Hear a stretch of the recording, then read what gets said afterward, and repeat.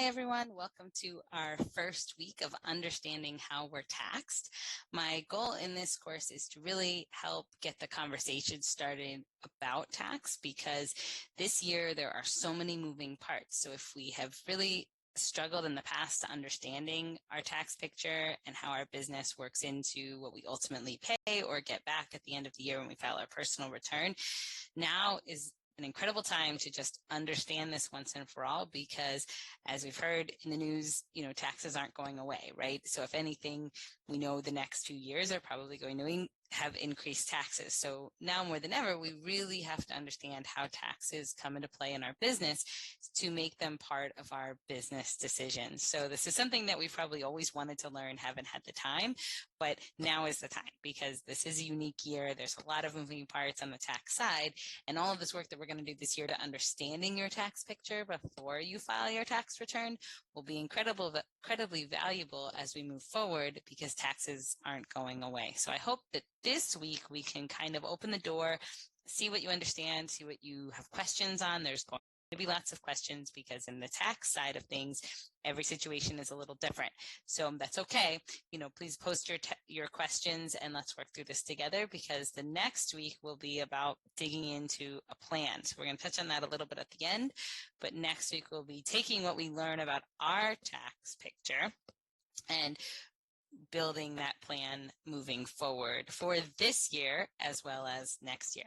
Okay, so if we begin, this is about time. It's going to take a little bit of time to kind of dig in and understand your tax picture. So maybe an hour or two blocked out so you're not distracted. Probably going to take looking at 2020 tax return, maybe even 2019 tax return to really understand what you know about how your business is set up and how that ultimately impacts you as the business owner, both on your business return, if it files separately, as well as your personal return.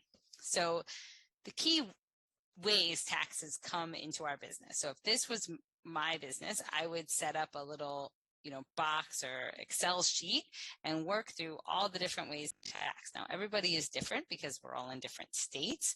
We're all in different local municipalities. If you live in New York City, we have a separate New York City tax. So you about these boxes because this is your business. Not every business is the same.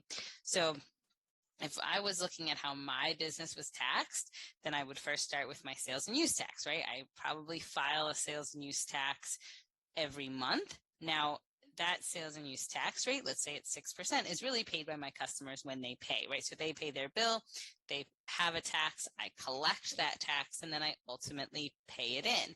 So if my sales are higher the month before, my sales and use tax is higher the next month, but it's not really money that's coming out of my pocket. Now, I would want to make sure in this area that all of my sales are collecting sales and use tax if they are taxable, and then that I'm paying in correctly. Now, some areas here that we may want to look at deeper would be third parties, right? Do the third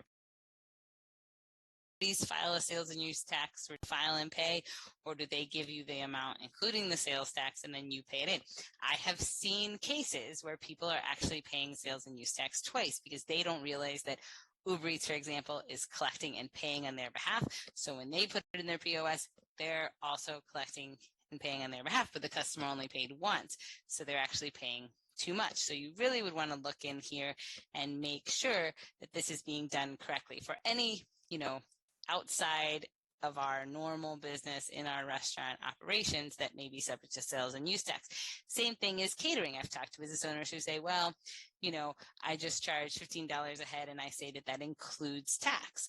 Well, that means that tax is actually coming out of the net amount, that we didn't do 15 plus tax, so we did 15 including tax. So now we're going to have to make sure we understand that all of that 15 wasn't a sale to us, that part of that $15 a person was actually sales tax. So maybe it was $14.50 a person in sales, and then the rest was sales tax. So we'd really want to get that right.